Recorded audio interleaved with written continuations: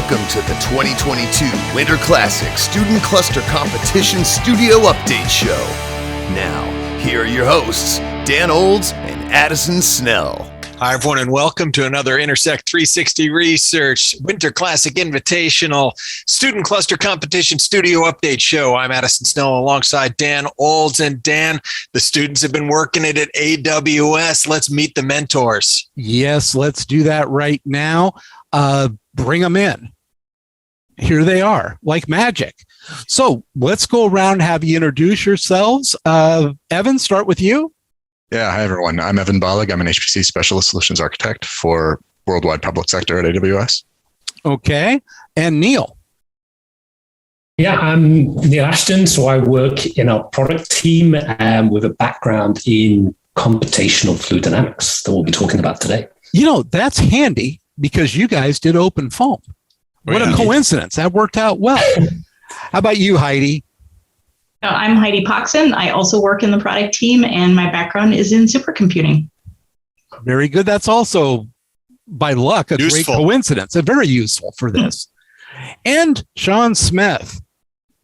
Hi, everyone. Shawn Smith. I'm a HPC Specialist Solution Architect at AWS and also a veteran of the student cluster competitions, having gone to a few of them. You've made, as you said, the round of the Triple Crown sites with SC. What SC were you at? That was SC, would have been 2015.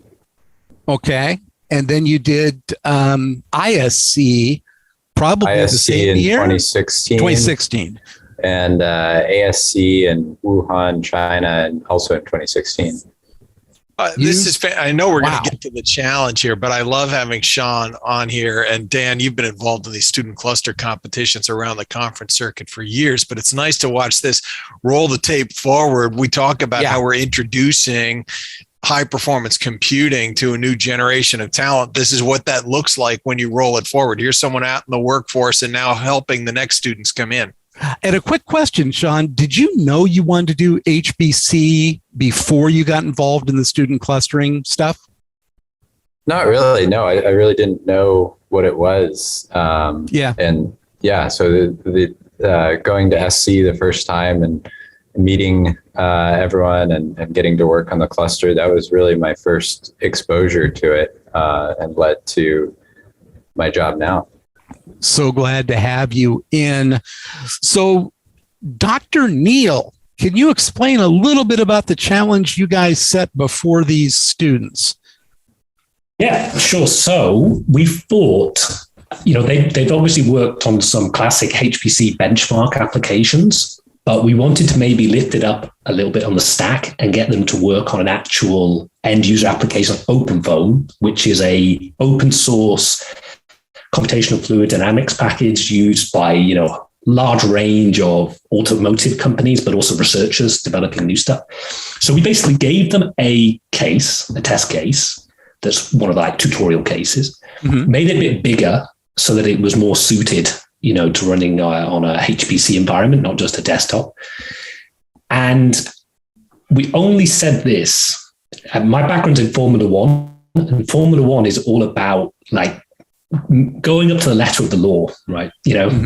Very competitive. So I thought, let's give them plenty of space. It was a test case. They had to use that test case. They had to achieve, it was a motorbike, by the way. Okay. So they had to achieve a certain drag value. The reason for this was it had to make sense, So they had to achieve a drag value. And to get to the right answer. Basically, to get to the right answer. Yeah. And had to run at least 500 iterations. So they couldn't just run one iteration. And we didn't say anything other than that. You've just got to make it faster on an AMD platform and an Intel platform whilst still achieving the same drive. That was it. And then we let them go off and see what they could do. And boy, did they go off and see what they could do.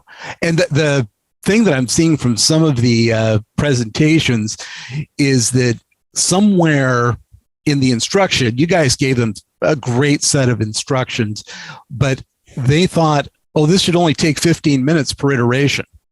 No, More like 54 minutes for at least some of them. And that caused some panic and shock. Yeah, it was, you're trying to we wanted to make it realistic. And people all around the world are running those sort of simulations every day. So it's kind of a genuine problem to try and do it. But there wasn't a super toy case. So it does take some time to run. They couldn't just rush it to the end or they wouldn't be able to run many simulations. So in general, this is an open question for everybody. What were your impressions of the students? Heidi, you're leaning forward. You're ready to talk. I thought the students did very well. I was very impressed. After we gave them the original, the initial parameters, we gave them the instructions, we set them on their way to the clusters that were pre-created. We did give them a little bit of an admin step. We said each team could have one member have access to the cluster and then they should provide access for the rest. So they had to deal with public keys. So we gave them a little bit of something to do before they started playing with OpenFOAM. Good. But the types of questions we got were very, showed that they were very serious about trying to do well, and they had a lot of questions about how to run the code itself. So it was pretty cool. It was nice to give the students an example of a something that they could actually do in real life as a CFD engineer and see what they could do with it, and they did well. Evan, what are your thoughts? Yeah, I thought the students were really well trained. So I want to give kudos out to the other mentors, maybe the faculty that they're working with on site. They came in with a skill level that I thought was ahead of the game. They were able to run the jobs, no problem.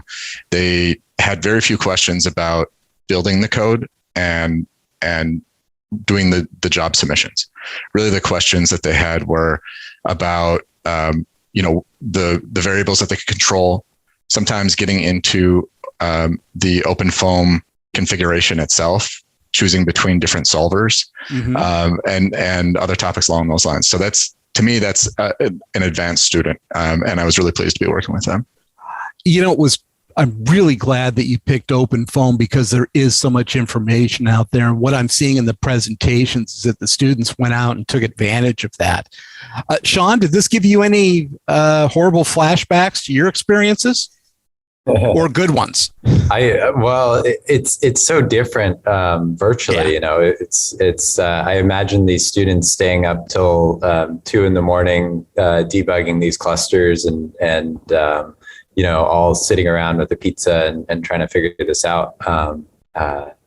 But I was really impressed by the questions we got and the level of openness, people willing to help each other. And I thought that was in the nature of student cluster competitions. It is. And we actually bribed them to get them together in the same room because they've been so conditioned to, we have to, be alone and let's just do it remotely. That'll be easier. I can do it from my own desk, that sort of thing. So we threw them a $75 snack budget. Oh, you paid for the pizza. And we were going to re-up that snack budget if they needed it. So, yeah. But I think, that camaraderie you get from being around each other, I think that fuels a lot of innovation. And I know you've experienced that, Shawn. Yeah, definitely. And I'm just hoping that these students were able to learn a lot about the AWS platform and get excited about really what's possible, spinning up a supercomputer in 15 minutes. And they did it. I mean, that's the thing. I didn't see a lot of questions about spinning up the AWS platform. It was a lot tougher for me to figure out how to do, but I don't know anything about this, but I got it done in about half an hour. And it was all under, by the way, Addison, that's something I should mention. Yes. This was, all of the students were working off of an Intersect 360 account. Oh, okay.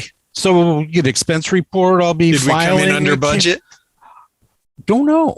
Okay. Don't know, but it was... I will say this, that, this is about the mentorship of AWS of the students. And of course, we really appreciate everything they learn there. But this is a really relevant skill in high performance computing today, because in our newest survey, We found, first of all, the majority of high performance computing user sites are using cloud at some point. And of those who are using cloud, virtually all of them are using AWS, at least as a portion of the cloud it's in the mix. They're using. Yeah. Always. If it's not most or all of the cloud, AWS is always in there. So most of the HPC sites you're going to, AWS is part of the picture.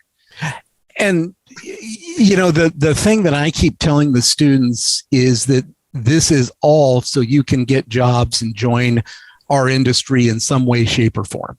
And that interviews are about stories. It's about a narrative. And being able to tell, an interviewer that you've been on 4 major supercomputing architectures, including AWS, and that you know how to navigate them, I think that's a big deal. And it's something that the kids just coming out of the classroom won't have. I certainly agree with you on that. So when we started out mentoring these students, we gave them the differences. We tried to call out the ways that AWS is unique to the experiences that they've already been through. And the architecture that they were working in, it's the same Slurm environment that they had learned other places, but it has the benefits of the elasticity and flexibility that the cloud offers. And so, each team had about 1,000 cores that they could run on. They were able to spin up instances in response to the demand in the queues. And, I think it taught them how to also move a little differently. When they would submit a job previously, it had to be for a very short job and hope that it would get through the contention in the queue. Yeah. But on these systems, whatever they requested, that was their resource to use. Yes. And the only thing I noticed is I would get these vaguely threatening and informative emails saying, hey, you're at the top level of your resource here. Better bump it up. And I just figured you guys would handle it, which you did. And by the way, Addison, AWS is throwing this in. There will not be a huge charge on our credit card. Just so you know. Well, I don't know. At one point, all the teams were probably using 8 nodes times 12. I trust you, Dan. Okay. It's a worthwhile investment. Definitely worthwhile. Well, let's talk about the results. Your results are the starkest that we've seen in the history of this competition. And they generated a tsunami through the rankings. Let me just lay this out. The first best team gets 100 points normalized, right? Normalized to their score. And the second best team earned a grand total of 11.618 points. We came into this, huge we've had delta. Yeah, this is now the second to last points gathering. It's the last technical challenge. We're going to have team interviews after that, which come in with a couple of points. But we've had a clear number one since the beginning. Tennessee State University has been going wire to wire, and they set themselves apart on the first challenge with the HPCG benchmark that HPE was hosting and mentoring, where they found a loophole in the optimization by reducing the problem size and getting it all fit into cache, which is a nifty benchmarking trick when you can get away with it. And they really separated themselves from the field. So we've had Tennessee State in first, but then the gap between second and sixth was all very tight. We were thinking 30 points. It'd be very tough for any of that group, of that peloton, the chase group, to catch the leader unless something really discontinuous happened. And it did. Oh boy. All of a sudden it is very interesting. So Dan, are you going to take us through it? Well, so we had Prairie View score a perfect 100 on your event on OpenFOAM. The second team, Tennessee State, who we're just talking about, 11.518, more than 8x less than that. But ahead of the rest of the group there. Tennessee State had an outstanding run. They nearly doubled everybody else. Exactly. Everybody else is in the 5s and the 6s. And so Tennessee State is, they did awesome. But the problem is Prairie View did 8.5x awesomer.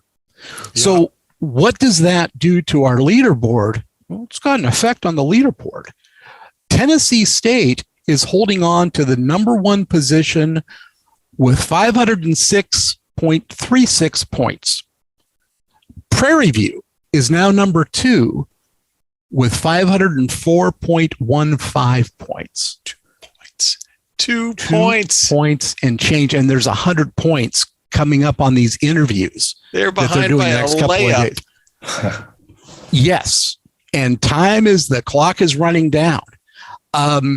Third place, it's now a battle for third place where they're third through like fifth are all in a battle for third place, but it's about 30 points that separate them, which is overcomable when you have 100 points coming out on the interview.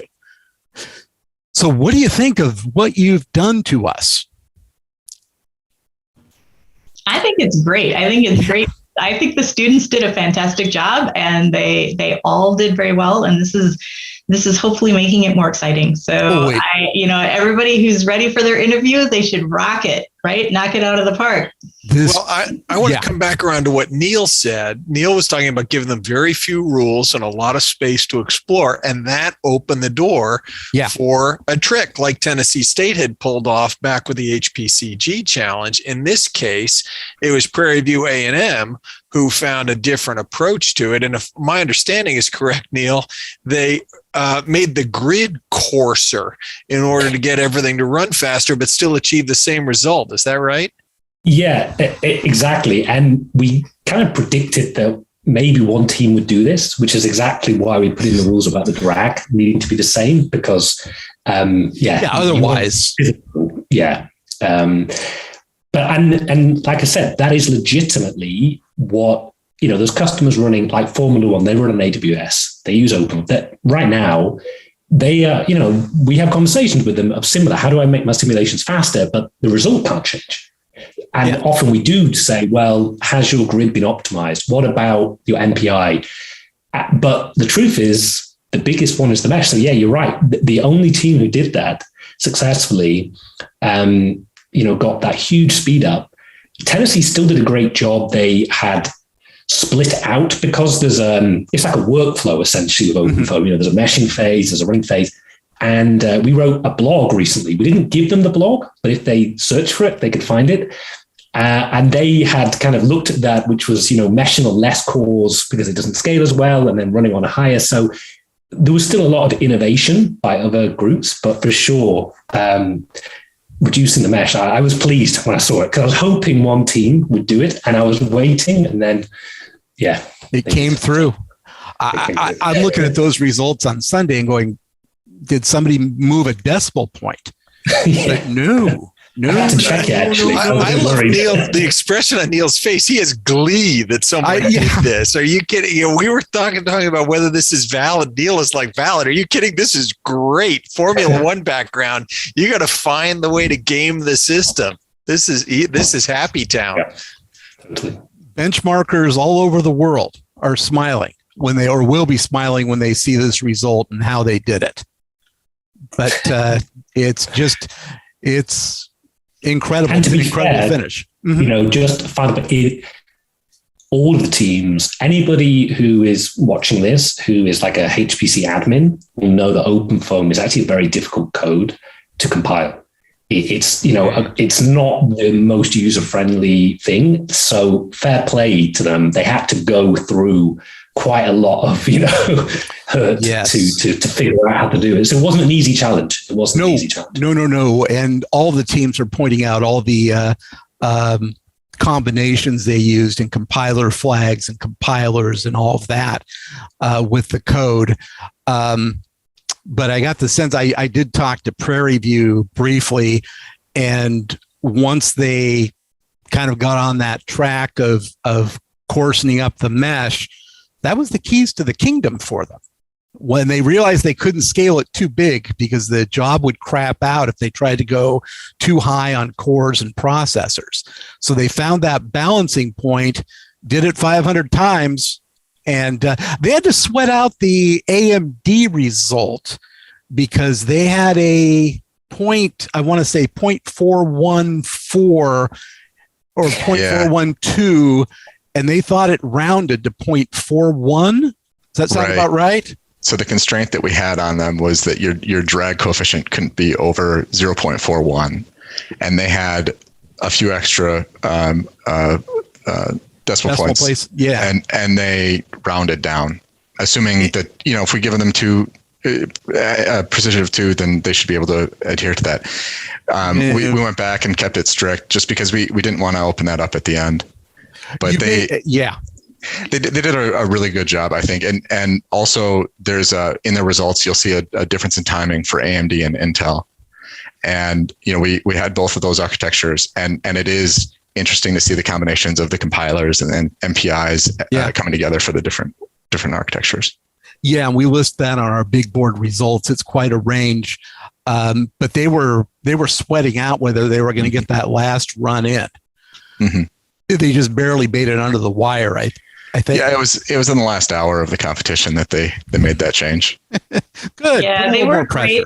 They were great, though. It was in the last hour, but they were contacting us regularly. Did you get it? Did you get it? Did you get the results? Are you sure you got the results? Is it valid? Is it valid? All good? All good? Yeah. Again, this is part of both the great tradition of benchmarking and college exams. I mean, this is, what else would you expect? Well, we just can't thank AWS enough for this. I mean, you've done a fantastic job. It went very smoothly. From our perspective and from the students' perspective, they learned a lot. They're going to learn a lot more once they see these results and start kicking themselves. Some of them, at least, the teams that didn't do it. No, they should all congratulate themselves. I'm very proud of all of them, and also grateful to AWS for your time and your resources for helping this next generation of talent. Much appreciated. Thank you again. And thank you for taking the time to talk to us this morning. We appreciate it. Thanks for bringing us in. It was a lot of fun to work with the teams.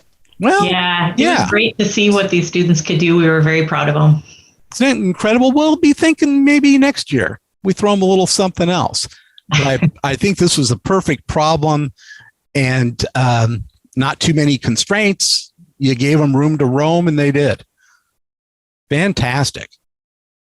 Well done, AWS. All right, Dan, now we're off to the team interviews, and we'll be back on April 15th with the grand unveiling of the final results and all the awards. And everybody from the AWS team to the students, to the coaches, and the public, the millions and millions of you student cluster competition fans out there, you're invited to the closing ceremony, and which is also the award ceremony. And we'll have a link at the bottom of this article for you to click in. Go get in early because it's only the first 500. So thank you again. Thank you for watching, and we will talk to you soon. Bye-bye.